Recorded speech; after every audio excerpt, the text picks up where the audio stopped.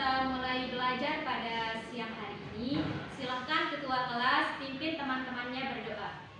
Baik, agar lebih berkahnya pembelajaran kita hari ini, marilah kita sama-sama berdoa di dalam hati mulai selesai. Selanjutnya ibu absen dulu ya, supaya ibu tahu siapa yang hadir dan siapa yang tidak hadir. Sri Apriani Hadir. Hanifah Hadir. Ahmad Hamidin Hadir. udah dijenguk? Belum. Nanti kita sama-sama jenguknya setelah selesai pembelajaran ya. Ya. Sudah siap belajar? Sudah. Sekarang ibu akan menjelaskan materi selanjutnya dari pertemuan minggu kemarin. Nah, udah kalian baca materi yang ibu berikan? Sudah. Materi sekarang kita akan membahas tentang asam dan basa. Akan tetapi untuk merefresh ingatan kalian, ibu akan mereview apakah kalian masih ingat atau tidak. Kemarin kita sudah mempelajari larutan elektrolit dan larutan non-elektrolit. Nah, sekarang siapa yang bisa menjelaskan apa itu larutan elektrolit dan larutan non-elektrolit? Silahkan, Hanifah. Larutan elektrolit merupakan larutan yang dapat menghantarkan listrik. Kalau larutan non-elektrolit?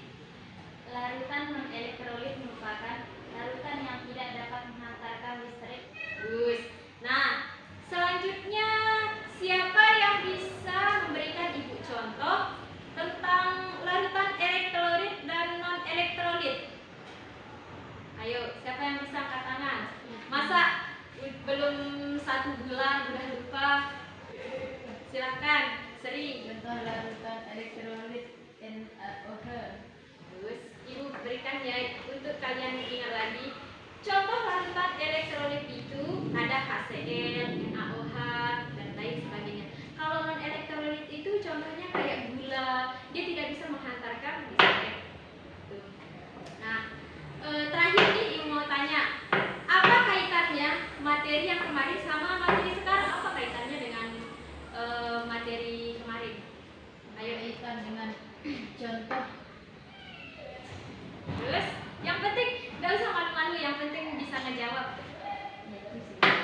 Nah, jadi ini ya, kaitan materi minggu kemarin sama minggu yang sekarang itu yaitu kan larutan elektrolit adalah larutan yang dapat menghantarkan daya listrik, sedangkan larutan non-elektrolit dia tidak bisa menghantarkan daya listrik. Misal larutan elektrolit tadi kan disebutkan contohnya HCl, misal HCl. Apabila kita larutkan di dalam air, dia akan menghasilkan sebuah reaksi H plus Cl nih. Nah, H plus inilah yang terionisasi yang menghasilkan listrik. Biasanya tanda H plus ini merupakan tanda bahwa senyawa tersebut golongan asam. Sudah bisa dipahami? Selanjutnya, ibu akan menyampaikan tujuan pembelajaran kita pada siang hari ini.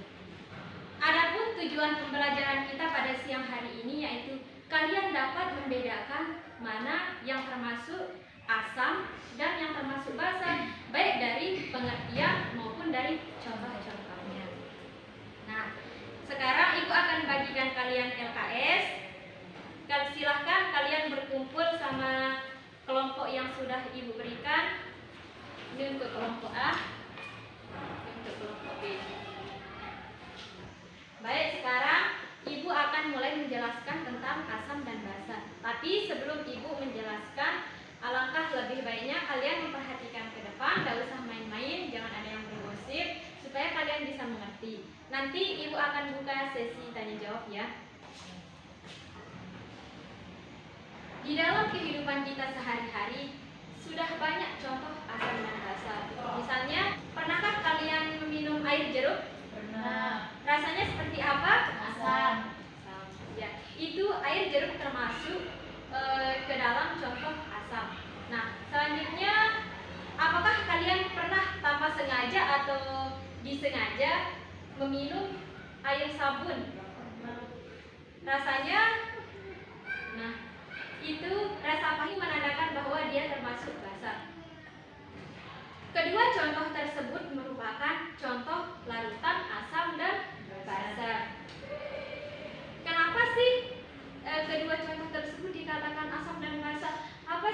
asam dan basa itu? Nah, sekarang Ibu akan jelaskan ya. Nah, di sini asam ini berasal dari bahasa Latin, yaitu aceto, artinya cuka.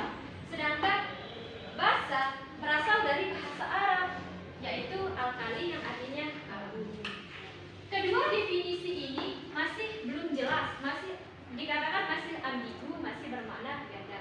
Sekarang Ibu akan jelaskan satu persatu pengertian asam. Nah, di sini teori asam basa itu ada 3. Yang pertama, Teori asam basa Arrhenius. teori kedua, Teori asam basa Bronsted-Lewis. yang ketiga, Lewis. Nah, ini adalah 3 teori asam basa. Di sini Ibu akan jelaskan satu persatu. Yang pertama, teori asam basa Arrhenius. Menurut teori asam basa Arrhenius, asam adalah zat yang melepaskan ion H+ di dalam air. Sedangkan basa adalah zat yang melepaskan ion OH- di dalam air. Misalnya Ibu kasih contoh. Sel ini namanya asam klorida. Apabila HCl ini kita larutkan di dalam air, maka akan menghasilkan sebuah reaksi, yaitu H+ plus Cl-. HCl ini termasuk contoh asam atau basa menurut Arrhenius? Asam. Kenapa? Karena melepas ion H+. Nah, ingat, untuk Arrhenius, untuk asamnya itu tandanya H+. Ini. Nah, selanjutnya contoh yang lain, NaOH. NaOH ini namanya natrium hidroksida. Ketika dilepaskan atau dilarutkan di dalam air, dia akan menghasilkan reaksi Na plus OH-.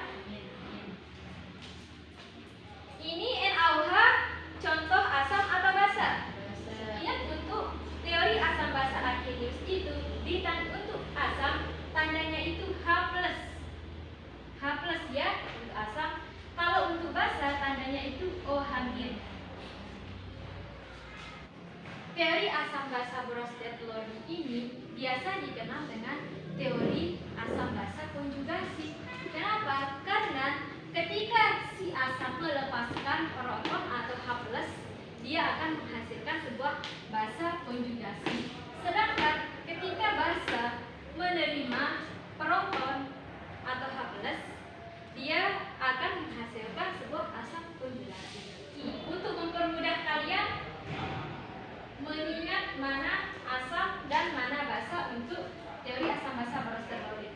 Untuk asam dia kaya dengan atom H, sedangkan untuk basa dia miskin dengan atom H.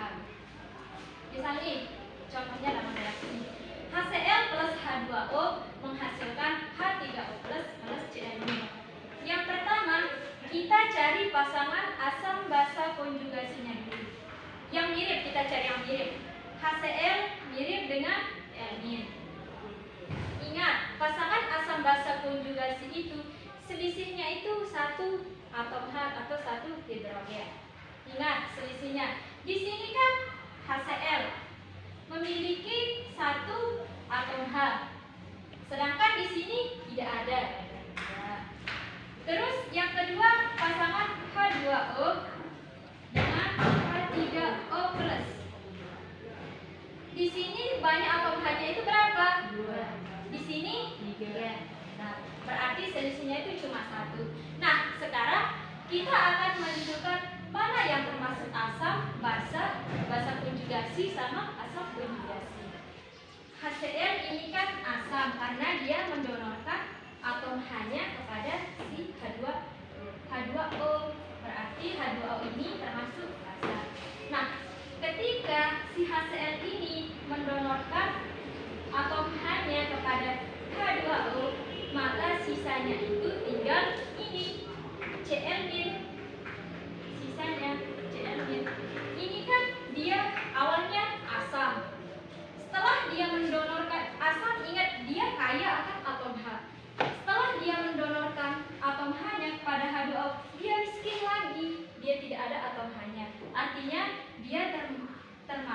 sebagai bahasa konjugasi.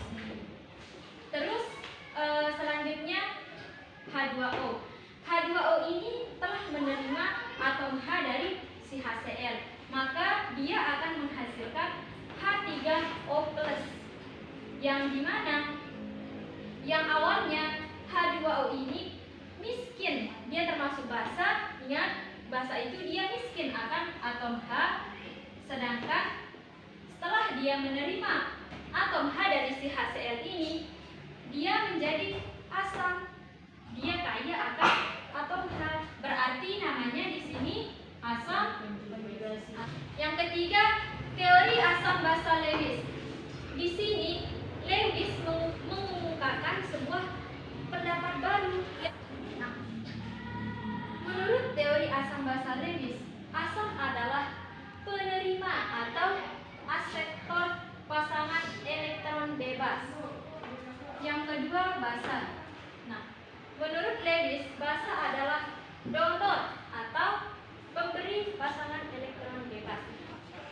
Teori Lewis ini bisa memberikan contoh meskipun dia tidak memiliki atom H, bisa dipakai untuk contoh asam basa. Misalnya ibu kasih contoh ya, NH3 plus BF3. Nih, kita tidak tahu, ini nggak ada atom H-nya. Kita tidak tahu apakah dia bisa dikatakan asam atau bisa dikatakan basa. Tetapi BF3 ini bisa dikatakan asam atau basa. Dengan apa? Dengan cara menggunakan teori Lewis ini. Ingat ya, untuk NH3 atom pusatnya itu N. Dia akan mengikat 3 atom H. Ingat, jumlah atom H ini kan 3, sedangkan N ini kan 1, berarti dia yang menjadi atom pusat N. Dia mengikat 3 atom H. Nah, atom N ini terdapat dalam golongan kelima, otomatis kita kasih titik 5 ya. Terus atom H terdapat di golongan pertama, berarti kita kasih titik 1. Supaya bisa membedakannya kita pakai X aja ya. Nah, kita tambahkan dengan BF3. Ingat, ini B yang menjadi atom pusatnya. Dia akan mengikat 3F. Ya. B termasuk ke dalam golongan ketiga. Kita kasih 3 titik. Nah, untuk F termasuk ke dalam golongan ketujuh. Kita kasih 7 tanda X supaya bisa membedakan ya. Nah, kita lihat ini. Atom N ini ada pasangan elektron bebasnya, yang ini yang dinamakan PeB. Pasangan elektron bebasnya artinya dia itu tidak berpasangan, artinya bisa dikatakan dia jomblo ya. Dia itu ini termasuk kalau dia memiliki pasangan elektron bebas yang tidak ada pasangannya, otomatis dia akan mendonorkannya. Berarti dia akan mendonorkannya kepada si atom B supaya dia stabil. Berarti kalau yang donor itu termasuk ke dalam basa. Terus yang menjadi penerima asam. Sehingga dia akan menghasilkan bentuk seperti ini.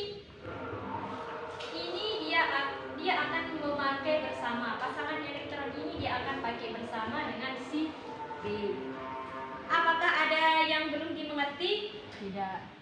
Mungkin ada yang mau ditanyakan gitu? Ada yang belum bisa dimengerti? Tidak. Silakan, gak usah malu-malu kalau ada yang belum dimengerti.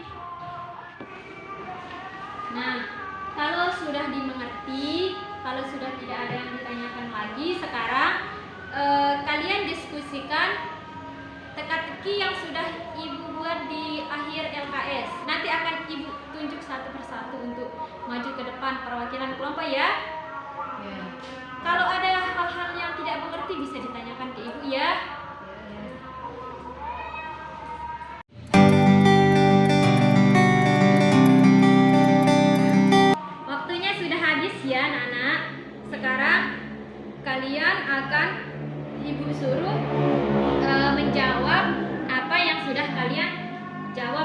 hasil diskusi kalian. Masing-masing kelompok ibu suruh 1 orang ya. Kelompok A silahkan Sri maju ke depan. Nomor pertama dari menurut, zat yang melepaskan ion OH- dalam air adalah Basa. kenapa? Karena sudah tertera dalam teori. Nah, Bagus. silahkan Halifah maju ke depan. Yuk maju. Akan bertanya bagian mendatar. Perhatikan yang mendatar ya. Nomor 10. Menurut titik-titik, asam adalah penerima atau akseptor pasangan elektron dan basa adalah pemberi atau donor pasangan elektron. Jawabannya apa? Lewis ya. Selanjutnya, apakah masih ada yang kurang paham atau ada pertanyaan? Iya, paham. Alhamdulillah. Nah, di sini Ibu akan menjelaskan lagi apa yang telah dijawab oleh perwakilan kelompok tadi. Yang pertama dari kelompok A. Perhatikan soal teka-teki bagian yang menurut nomor 1 ya. Yang melepaskan ion OH- itu adalah basa. Kenapa dikatakan basa? Karena menurut teori Arrhenius bahwa zat yang melepaskan OH- itu basa, kalau dia H+ itu Asam. asam ya. Terus dari kelompok B. Kelompok B perwakilannya Halifah ya. Bagian mendatar nomor 10. Ingat kalau dia tentang penerima atau pemberi pasangan elektron, itu berarti dia termasuk asam basa teori Lewis. Ibu akan menyimpulkan apa yang telah kita pelajari pada siang hari ini. Sebelumnya, siapa yang bisa menyimpulkan materi kita pada siang hari ini? Ayo angkat tangan, siapa yang bisa? Ayo angkat tangan ya. Ya silakan Sri.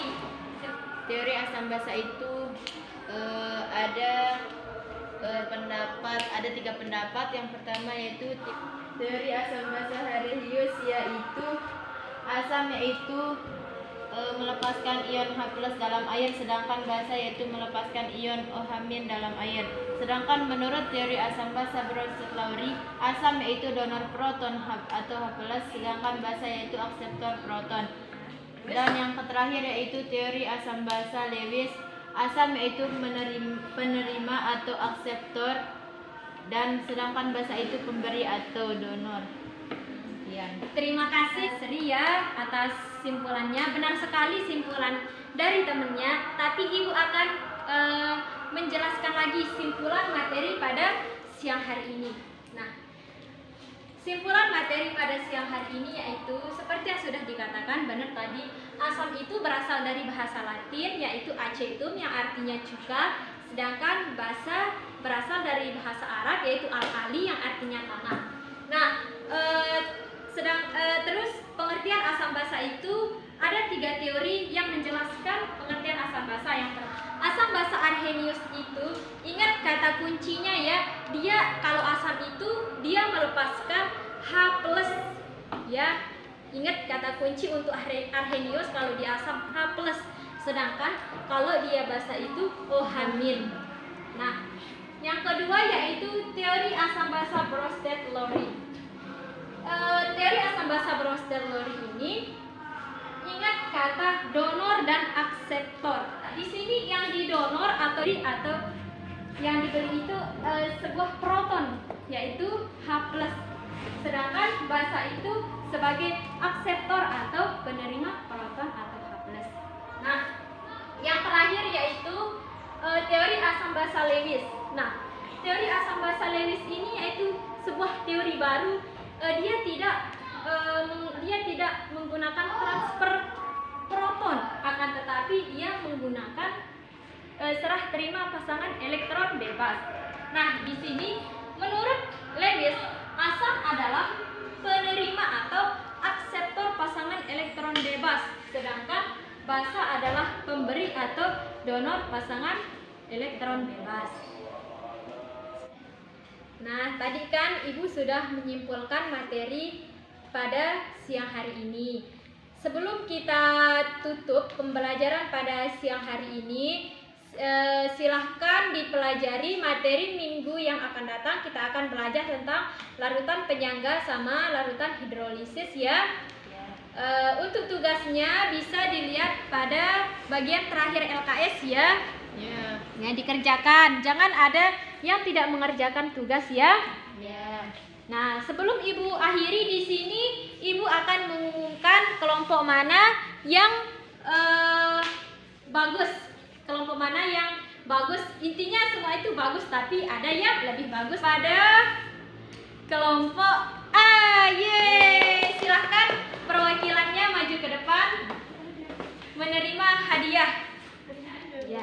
Intinya semua kelompok itu bagus, akan tetapi kelompok A sudah kompak, sudah aktif dalam berdiskusi ya. Silahkan kelompok lain ditingkatkan lagi ya. Silahkan kelompok A perwakilannya duduk. Baiklah, untuk pembelajaran pada siang hari ini, marilah kita tutup dengan sama-sama membaca hamdalah dan doa kafaratul majelis. Alhamdulillahirabbil alamin. Subhanakallahumma wa bihamdika asyhadu an la ilaha illa anta astaghfiruka wa atubu ilaik. Sekian, assalamualaikum warahmatullahi wabarakatuh. Waalaikumsalam warahmatullahi wabarakatuh.